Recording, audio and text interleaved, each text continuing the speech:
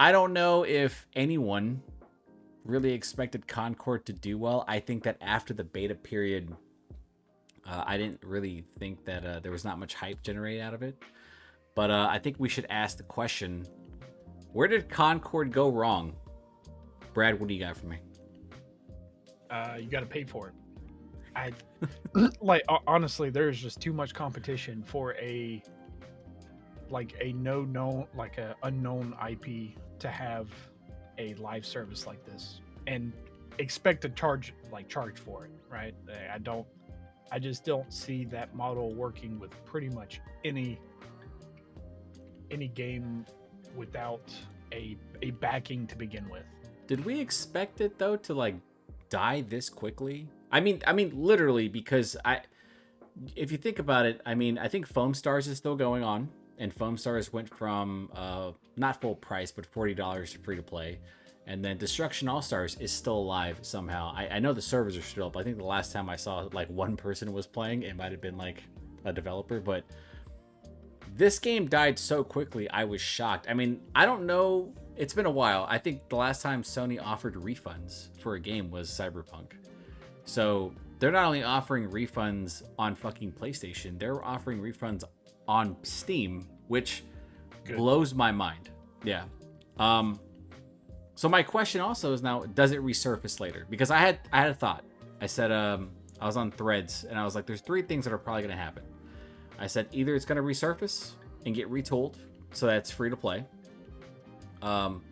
It's gonna be on PlayStation Plus in a few months. They're not gonna really make too many huge changes. Just put it on PlayStation Plus like it should have been, or they're gonna kill it completely.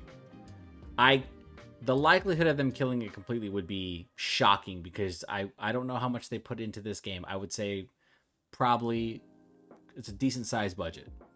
So, do you think it resurfaces in the near future? Yeah, I do think they do something with it, whether it just be a free to play model or they, I don't know, add some more. I'm not gonna say add more content, but like maybe they spawn a different game off of it, right? Maybe it's not just a live service 5v5. Maybe it's something similar. I don't know if they accept defeat like that. They go, we actually messed up so bad, we're not going to make anything from this completed game. So it most likely they either I actually didn't think of that possibility that they just make it a PlayStation exclusive for their subscription, right? It's just like, hey, this is a free game you get if you subscribe to PlayStation Plus. That's actually pretty valid. Yeah. Or they just make it free to play and monetize the shit out of it. I mean, because Multiverses, it was still free to play, but it had its issues, and then I think it was up at least for a couple months, and then they said, hey, we're gonna cut off servers and then come back a year later. We've seen live service titles disappear and then resurface again. It has happened, but those live service titles are free to play. What was that game we were playing? It became an extraction shooter. It was a battle royale. It became an extraction shooter. But I think that would take a lot of work here, because I think when you saw Concord's trailers, I think they were trying to really blend mixed media. They were trying to have it be something like a hero shooter with cutscenes and story, and I think that's really good and ambitious. But Overwatch is doing that right now for free, right? I mean, their narrative stuff, it's whatever, but there is PvE. The question is, like, if you're doing a strictly PvP game, I don't think you can charge $40, because I don't think there was enough content here to keep you excited, right? Because there is that. I assume they were going to try to make it into like some type of pro competitive scene, because maybe it gets made into an esport or something. But the beta had, I think, all 16 characters available. I thought that you and I kind of thought like it handled well. It took a while to get going. It was a bit slower than most shooters. Yeah. It wasn't a bad game, but it wasn't anything that I would describe as like $40 worth of content. And that's subjective. Was it fun at times? Absolutely. Was it also like we weren't finding people when we were playing? We go into lobbies and there would be like 3v4 or something like that. We're like, should we be getting like a full squad and there's no one here? And I also think like the fact that it's a team-based shooter as well, that probably kind of held it back because there is a dynamic to it. Like you really do have to have, um, you know, voice chat. You really do have to work together to accomplish your goals. It was such a weird thing. Like, I don't. It's one of those games where it comes out and you and I ask, who is it really for? Who is this game made for? And the fact that we got done with the beta, and it was the PlayStation Plus beta, and I think you and I both went, okay, yeah. So if they're doing this, it's gonna be on PlayStation Plus. That would be like the next logical step.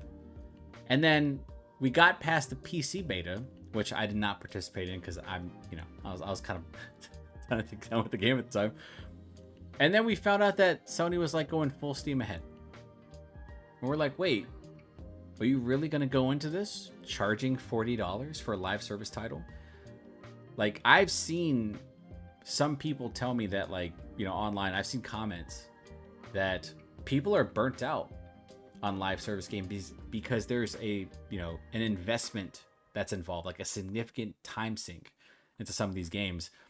And you have to do something really unique. And if you're not really separating yourself, it's like, what's the point? So to me, if Sony came in knowing that they wouldn't have that audience there, why not put it on PlayStation Plus and kind of, it's free to, I don't know, what's like 50 million users or something like that. And then if you get like an attach rate of like 1% or something, that's fantastic for you. That at least will get you to the next quarter. Yeah, I don't understand, because they had multiple betas, right? Like it wasn't even just one, but there were multiple. They had to have known that, yeah, we had more participation on PlayStation because, it's a PlayStation, game. It's PlayStation Plus. Right? Apparently the Steam beta just kind of died in the water. Like, it didn't even survive the beta. It was just no one was playing it in the beta. And when we played it on the PlayStation, there weren't full lobbies that we had, like, it's insane that it was like within 48 hours we were finding empty lobbies and joining them. They had to have known, like, at least 2 weeks in advance, this is not going to survive at all if we charge for it, because they're not playing it for free right now. So let's charge $40 for it. I know, that's crazy. I mean, like, the marketing for the game, I think the initial trailer, was it the Game Awards? No, it was Summer Games Fest. It was something, but they had that like release trailer for it, and people just went like, so it's Guardians of the Galaxy. And then there were a lot of rumors that Star Wars. Yeah, almost Star Wars. Like, what is this? It was like the live. I think they said like Firewalk was working on a live service title, and I think a lot of us thought there was going to be more to it because I don't know many live service titles that have cutscenes like that and are trying to tell a cohesive story. And I'm like, you could have made a single player game out of this, or at least at the very minimum, a team based game, which I think a lot of people would have been okay with. But instead, you're like, hey, let's make a competitive shooter, and our competition are other hero shooters that are free. Right. And not only free, but established. Right. I mean, you have Apex, you have Overwatch, you have, you have Destiny, right? Right. I'm not even, you have, these are not really apples to apples comparisons, but you have Warframe, you have Counter-Strike, you have Valorant, this is such a saturated market for absolutely no investment whatsoever. And then it's you're charging it above, you're not charging the premium price, but you're charging it above like indie developer price, right? It's not $20-$30, it's $40. It could be $70, but you're still paying. Like, I could get a lot of cool skins in Valorant and have a much more complete experience. I think the other super surprising thing is that, like, so my theory is that Sony saw how popular Helldivers 2 was, which, granted, and I don't want to give Sony too much shit, but like, dude, that was a pretty successful indie title, the first game, Helldivers. Helldivers 2 got some of the best marketing I have ever seen. Like, those trailers were amazing, and they essentially captured lightning in a bottle. And I think Sony saw that and said, holy shit, we kind of hit the sweet spot here. $40 for this game, this live service title, maybe we can kind of extend that to other live service experiences, because I think there are 2 other games after Concord that Sony's looking to release. But so here's the thing. Sony already canceled The Last of Us Online, which apparently was in development for 4 years. I think that's according to Bloomberg.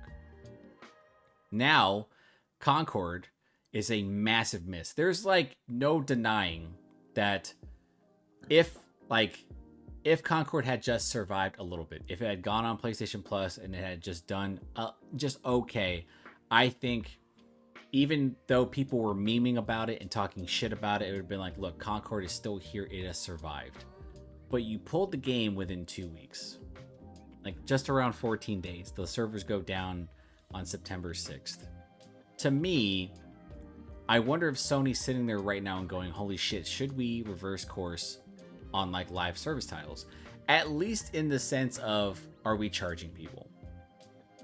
Because there's no way that they can look at Concord and say, we gave you our best shot. Because more than likely, and this is the fucked up part, Firewalk Studios is probably going to go under. Unless like Sony's like, you get one more shot. I just don't see that happening. Do you think Sony's going to change course on live service titles? No, because I think live service is just the game system of the future, right? I think majority, like, unless you have like passion projects or just like large Bethesda type games, right? I think majority of the casual and competitive scene, they're just going to go in that service. Hey, we want to milk this whatever for as long as possible, for as much money as possible. So do I think they changed course? I feel like they tried to retool it. You know, I think they tried a different strategy. I think they try to come up with something different. But as far as, let's say, no, we're not doing this, I don't see that happening. I mean, I will give them kudos for like saying this didn't go well, we're canceling it, we're refunding everything. They're not waiting months and just saying, okay, it's dead, so sorry guys. Or, you know, just not acknowledging that it was a failure at all. I mean, at least there's that a little bit of accountability.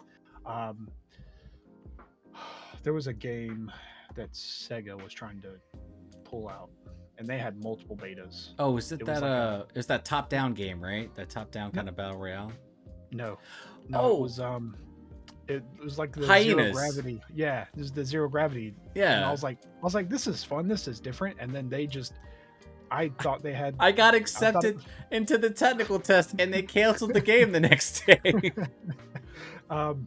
So it's like you know, these things are happening. I think there has to be, you know, well, obviously the gaming industry is like kind of crumbling at its core. So when something is not uber successful, you know, people are on the chopping block. So I feel like it is essential that they do something different, but it's still going to be a live service because they've got to make that money somehow. Because I feel like the gaming community right now is kind of burnt out on this type of stuff. I think that just recently Ubisoft, I keep saying Ubisoft, it's Ubisoft. They announced that their sales figures, their projections for Star Wars Outlaws has gone down, and that I think like their sales forecast overall has gone down as well. And I'm like, so if you're aware, especially something like Ubisoft, which has been pretty much like one of the safest companies in terms of like how they develop and release titles, like there's almost no risk there, right? I made an entire video about like how I felt Star Wars Outlaws just didn't take enough risk to be considered like a game that was going to be memorable, considering that like Jedi Survivor came out last year and that game, you know, did a lot of really good with an established IP. I really feel like we're probably at a turning point where we're like, okay, so look, I get that live service titles, the live service market is still pretty huge, right? But it's kind of, we're at the point right now where I think you have established players. And while I think that there is definitely a market, there's so much work that has to be done to actually maximize your profit, right? Like Helldivers 2, people were talking about like Helldivers 2 and Pal World, right? I think Pal World's just like, they straight up like, dude, we made all our money. And I know that like eventually you know, but they haven't like gone back on like what made them good, because like I think when they released an update, they saw like a nice little player boost jump again, but then, you know, obviously those types of games, it just kind of trickles out. The same thing with Helldivers 2, but it's like we're seeing the developers in real time not know how to consistently satisfy the player base, because there's so much tinkering that gets in, you know, there's so much, you know, QA that has to be involved. There's all these new things you have to like balance. And I really feel like Concord, you know, there's no way outside of like introducing new characters and new maps and maybe some new modes, but it's like the community has to be kind of checked out on, or at least burnt out rather, on live service titles. Like the right developer has to come by, or the right game, and it feels like it's not as, at least to me, it was one of those things where I felt like everyone was taking a shot because they wanted you know, a piece of the pie, but it feels like you're just losing money at this point, and the gaming community has caught on to that bullshit, right? That's what I think's happening right now. Maybe I'm wrong, but what are your thoughts on that? Well, I think they just, when you say take their piece of the pie, I think they need to make that piece of the pie unique, right? They need to put some chocolate or, you know, strawberry filling or something. They need to make it different. And like Concord's, like their unique feature was changing characters mid-battle, right? And you just get a buff. Yeah, being able to queue characters and stuff like that. A little bit more team stuff. Like it was like minor changes though. But it's like I have seen all of those characters before in some shape or fashion in some other game, right? There was really nothing different. There was capture, there was like a control, or there was like a what do you call it? It's like search and destroy type, yeah. Like King of the Hill is what I was thinking. So it's like there's nothing fundamental. You know, there's no wall running. There's no low gravity feature. Like there is nothing special about what Concord was trying to do. So I feel like at some point they had to have said, hey, we're not, one, no one knows what we are. Two, neither one of the betas had anyone playing it. Three, we're charging people for this. And four, what do we do once we release it? They could have generated more hype too around this game. I really think so. I really think that the moment they dropped that trailer, drop a beta or an alpha, right? Like if you know that you are entering in a really saturated, really competitive market, and you understand that there's a lot of riding on this game, then why not help yourself? You know what I mean? Like help yourself, because like unlike a PvE title like Helldivers 2, in which it's like just grab your boys, grab some friends, have a good time just shooting the shit out of bugs and machine and you know, robots. You go into Concord, it's like, look, this is a shooter. It's a competitive FPS. I think a lot of people saw that and went like, what else you got? Oh, you got hero classes. Okay, so we have heroes. You have variants to heroes, but like there are a lot of really good ideas in Concord. But I promise you, the moment that they said, "Hey, it's $40," I think you had almost 75% of the people who were looking at the game and probably somewhat interested, they checked out completely. And then you had a trailer that didn't explain anything about the game. We all thought it was Guardians of the Galaxy. Like, oh shit, they did it again. Yeah. Like, let's go Marvel. Like, what's going on? Yeah, I think it's interesting because you know you spoke about Outlaws earlier. I think it's worse that the game is like forgettable than it is bad, right? Because Outlaws is not bad. Like it's pretty. There's interesting characters, right? Concord, it's not. I won't say it's pretty. I think Concord's a fucking gorgeous game at times. Yeah. It's serviceable, right? It has features that you know you can play, like it's functional, but it's like it feels worse than because there's something to be mad at, right? If the game was bad, it's like I know what to be mad at, but because it's not bad, it's just like I can't invest what you want me to invest in this game because there are other things to do, to play. It can't just be there.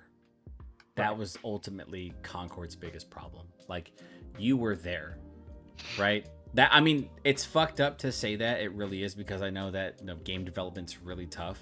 but I felt like the same way when I first played. I don't know if you played Destruction All Stars. It was that Destruction Derby game in an arena. Yeah. I felt like that game was just there, right? And then with Concord, I was like, it's just there.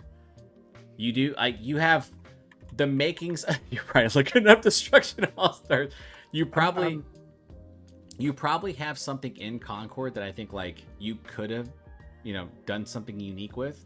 But I think the moment you made it a shooter, I think you probably killed your chances of ever getting anywhere with it, because it's like you're a shooter, it's a hero thing, so everyone immediately goes Overwatch.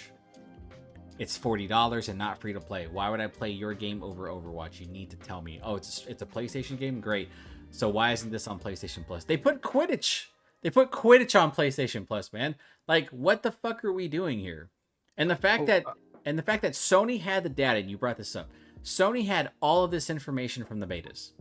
All of it. You had more than enough time to make a decision and say, look, we put it on PS Plus, we let it gain community, and we probably have to build through word of mouth. But here's what they fucked up at. And god damn it, they do this all the time when they do these shooters and these multiplayer only titles. Stop putting your testing periods a month out before release. Stop doing it. You are killing your game. Every time it happens, you don't have time to like actually apply player feedback. What you do apply is more than likely minimal and not really effective, because here's the thing about Concord. When I played the game, I didn't really have many issues in game. That's the thing. Everything worked as intended. But as you said, it is forgettable. So instead of having a unique experience that I think the gaming community could rally behind, at least Sony users, right? It was just one of those games you're like, yeah, that game existed, but I'm going to go back to playing this free game. I don't want to spend this much money. So the fact that you like doomed your own product, which makes me kind of question, like, Sony, did you do this on purpose? Now, obviously, I don't want to like just straight up get us in trouble for saying that shit, you know what I mean? So they show up, they're like, hey, we found your little video. Take it down now. But it's one of those things where I have to ask the question. It's like, Sony, you knew. You saw it coming. Right? There's no way that you went into this. It's the same way that Ubisoft went into looking at what was the fucking the ship game? Skull and Bones, right? They went to Skull and Bones. Like there wasn't a positive reception coming out for that game. But here's the thing with Ubisoft. They don't give a fuck.